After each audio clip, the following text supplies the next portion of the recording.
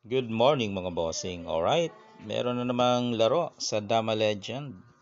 Ating papakita si Bahog Tiktik. Okay, makakuha tayo ng mga ano dito, points, mga tirada, no, pwede nating ma-apply sa actual. First move siya 116, 314. Titingnan natin yung mga lansiyan dito. Okay, dito tayo, dito, doon siya, hindi siya nag-real. Okay, yun yung nasa vlog natin. Okay, kung mag 214 tayo, syempre lansi na. Nasa vlog yan eh. Dito lang 51. So dito siya, pakain, dalawa. Pinakainan natin. Nasa vlog din ito eh. Pagsulong doon, sinayang natin, then sinalo. Okay, dito tayo sa 61. Kaso yun, nag-ano siya 416. Kung hindi siya mag 416, tabla na mga boss. Diba 7-3, pakain dalawa, tapos pakain mo sa gitna 14-15, then tatluhin mo sa 5 ang bagsak mo.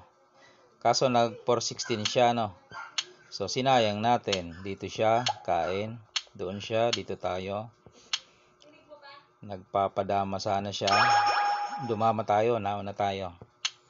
Ngayon nag 6-1, ito na, pinakainan na natin dito, tapos kain dalawa, dumama siya. Di kain lang, atras, kain dalawa, pakain, ayun.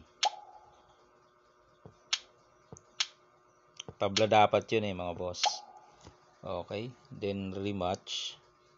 Hindi dyan. Yan, dito naman tayo sa first move 115, 3-13 siya. Okay, dito tayo, yan, sinubukan natin yan.